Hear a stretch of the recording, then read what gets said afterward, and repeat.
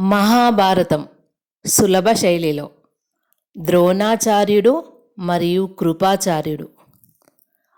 హస్తినాపురం వెలుపల విశాలమైన మైదానం. పాండవులు కౌరవులు బంతి ఆట ఆడుకుంటూ ఉండగా ఆ బంతి అక్కడికి దగ్గరగా ఉన్న ఓ నూతిలో పడింది. వెంటనే అందరూ గుంపుగా ఆ బావి చుట్టూ చేరారు. ఆ బంతి నీటిలో తేలుతూ కనిపించింది.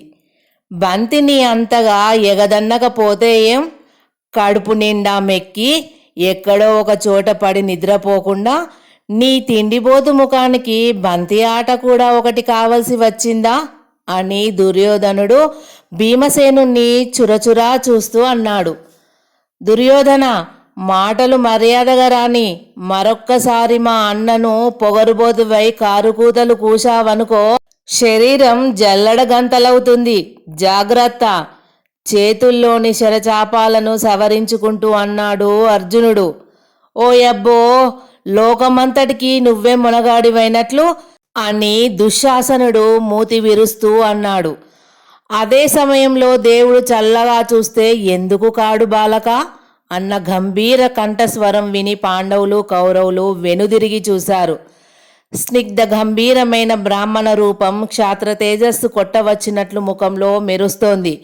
కాకలుదేరిన పసిడి సలాక వంటి శరీరంలో పరాక్రమం లీలగా వెలుగుతోంది. చేతిలో ధనస్సు, వీపున అమ్ముల పొది వీరత్వాన్ని చాటుతున్నాయి. నెన్నుదట విభూతి రేఖల మధ్య ఎర్రని బొట్టు పరమేశ్వరుని పాలనేత్రం వలె ప్రకాశిస్తోంది. వెంటనే ధర్మరాజు ఆ వీర బ్రాహ్మణునికి నమస్కరించాడు. ఆ తర్వాత అతని తమ్ములు కౌరవులు కూడా నమస్కరించారు. ఆ మహనీయుడు వారిని అందరినీ చూసి చిరునవ్వుతో, వత్సలారా, శస్త్రాస్త్ర విద్యలను అభ్యసించిన వీరాది వీరులకు నిలయమైన భరత వంశంలో జన్మించి ధనుర్విద్యా నిపుణుడైన కృపాచార్యుని శిష్యులై ఉండి నూతిలో పడిన బంతిని బయటికి తీసుకోలేకపోతున్నారా? నేను తీసి ఇస్తాను, చూడండి అని ఆ బ్రాహ్మణుడు ధనువును సారించి అమ్ముల పొదిలో నుంచి బాణం తీసుకున్నాడు. వెంటనే గురి చూసి నీటి మీద తేలుతున్న బంతికేసి విడిచాడు. ఆ బాణం వెళ్ళి మెల్లిగా బంతికి గుచ్చుకుంది. మరుక్షణం మరో బాణం వెళ్ళి ఆ బాణానికి వెనుక గుచ్చుకుంది. వెంటనే ఇంకొక బాణం వెళ్ళి రెండవ బాణానికి గుచ్చుకుంది.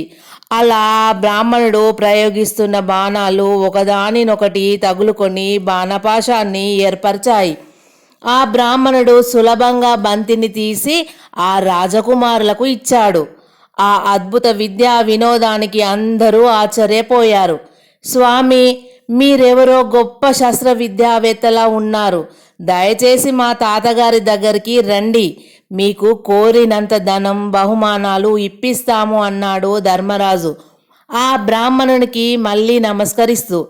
ఆ బ్రాహ్మణ పుంగవుడు ఆ బాలకుణ్ణి ఎత్తుకొని ముద్దు పెట్టుకుంటూ, మీ తాతగారంటే ఎవరు నాయనా? భీష్ముల వారేనా అన్నాడు. అవును స్వామి, మీ విలువిద్యా నైపుణ్యం విని ఎంతో సంతోషిస్తారు అని అనగానే, నేను కూడా వారిని దర్శించాలనే అనుకుంటున్నాను, పదండి నాయనా అన్నాడు ఆ బ్రాహ్మణుడు. భీష్ముడి దగ్గరికి వెళ్ళాక సకల మర్యాదల అనంతరం భీష్ముడు ఇలా అడగసాగాడు. స్వామి, మిమ్మల్ని కలుసుకున్న ఈ దినం మాకు చాలా శుభకరమైంది. చూడగానే శస్త్రాస్త్ర విద్యలన్నీ మీకు కరతాళ మలకాలని తేటతెల్లమవుతోంది. తమరెవరో, ఎక్కడికి వెళ్తున్నారో దయచేసి వివరించండి అని ఎత్తైన సువర్ణ పీఠం మీద కూర్చుని ఉన్న బ్రాహ్మణుణ్ణి చూసి అన్నాడు భీష్ముడు. ఆ బ్రాహ్మణుడు దీర్ఘంగా ఒక నిట్టూర్పు విడిచాడు. కురువంశశేఖర, నా పేరు ద్రోణుడు. నా తండ్రి అయిన భరద్వాజునికి కుంభం నుండి నేను సంభవించిన కారణంగా కుంభ సంభవుడు అని పేరు కూడా ఏర్పడింది. స్వామి, మీరు కుంభం నుండి ఎలా జన్మించారు? అభ్యంతరం లేకపోతేనే వివరించండి అని అడిగాడు భీష్ముడు. ఆ సంగతి మా గురువు గారైన అగ్నివేశుడు నేను విద్యాభ్యాసం చేస్తున్న కాలంలో తన మిత్రునికి చెబుతూ ఉంటే విన్నాను అని ఇలా చెప్పసాగాడు. భరద్వాజ మహర్షి గంగా తీరంలో ఘోరమైన తపస్సు చేశాడు.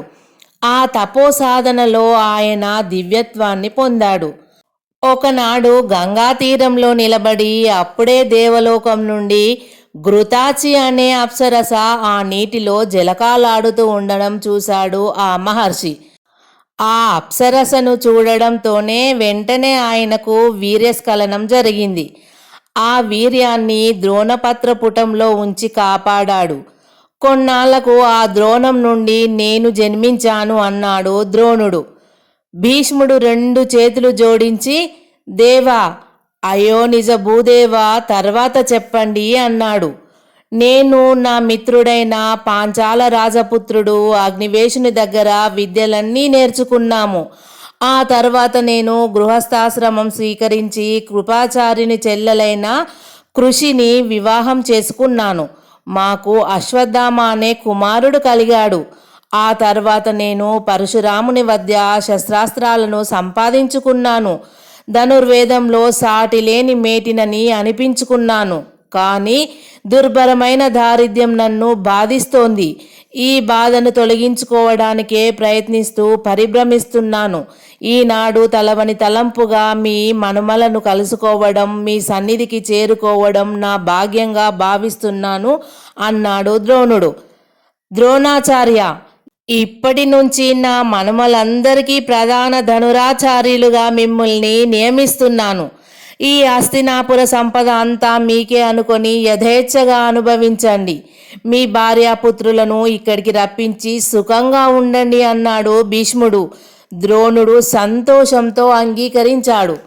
ద్రోణాచార్యుని శిక్షణలో, కృపాచార్యుని ఉపశిక్షణలో పాండవ కౌరవులు సర్వాస్త్ర శస్త్ర విద్యల్లో ఆరితేరారు.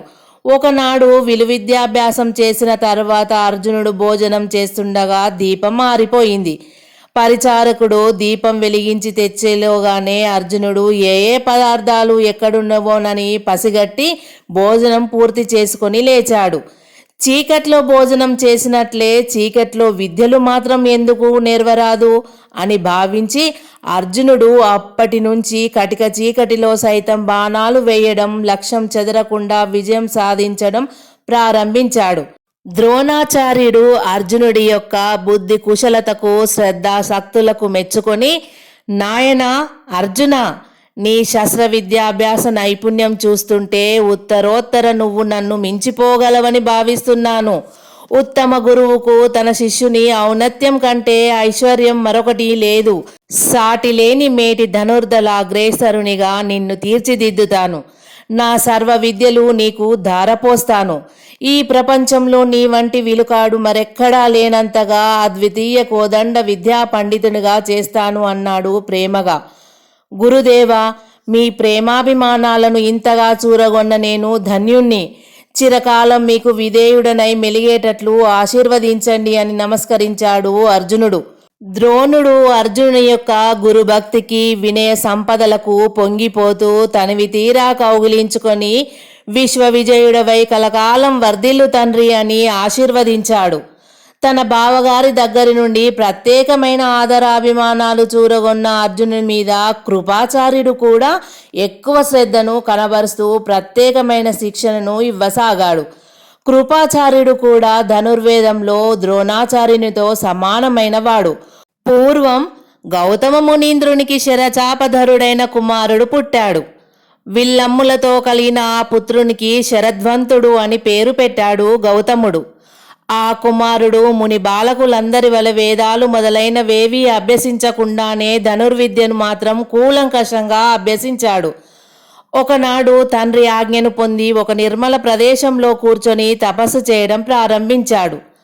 ఆ తపస్సు క్రమక్రమంగా తీవ్రమై ఇంద్రునికి భయం కలిగించింది. వెంటనే ఇంద్రుడు జలపది అనే అప్సరసను శరద్వంతుని తపస్సు భంగం చేసి రమ్మని పంపించాడు.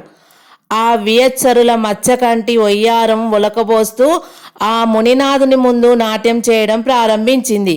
శరద్వంతుడు రెండు కళ్ళు తెరిచి భువన మోహిని రూప లావణ్యాలకు విభ్రాంతుడై సమాధి చెడి మనోనిగ్రహం కోల్పోయాడు. వెంటనే అతని వీర్యం స్ఖలించి అక్కడున్న రెండు దర్భలపై చిందింది. శరద్వంతుడు తన నియమభ్రష్టతకు సిగ్గుపడి అక్కడి నుంచి వెళ్ళిపోయాడు. తరువాత జలపది కూడా తన లోకానికి వెళ్ళిపోయింది. దర్భలపై చిందిన వీర్యకణాలు ఒక బాలుడు ఒక బాలిక అయ్యాయి. అదే సమయంలో శంతన మహారాజు సేనాధిపతి వేటకు అక్కడికి వచ్చి ఏడుస్తున్న ఆ పసికందులను తీసుకొని తన ప్రభువుకు సమర్పించాడు. ఆ బాలుణ్ణి బాలికను మహారాజు కృపతో చేరదీసి పెంచాడు కాబట్టి ఆ ఇద్దరి పేర్లే కృపాచార్యుడు మరియు కృషి అనే పేర్లే సార్థకమై నిలిచాయి. ఆ సంగతి తెలుసుకొని శరద్వంతుడు శంతనుని దగ్గరికి వచ్చి కొడుకును కూతురును తీసుకుని వెళ్ళాడు. తనకు వచ్చిన శస్త్రాస్త్ర విద్యలన్నీ కృపునికి శాంతం ఉపదేశించాడు. ఉత్తమ ధనుర్ధారుణ్ణి చేశాడు. యుక్త వయసు రాగానే కూతురైన కృషిని ధనుర్విద్యల్లో ఆరితేరిన ద్రోణాచార్యునికి ఇచ్చి వివాహం చేశాడు. అనంతరం కృపాచార్యుని వృత్తాంతం మంత్రులు చెప్పగా విని భీష్ముడు అతన్ని గౌరవంగా ఆహ్వానించి పూజించి తన మనుమలైన కౌరవ పాండవులకు అస్త్రగురువుగా నియమించాడు.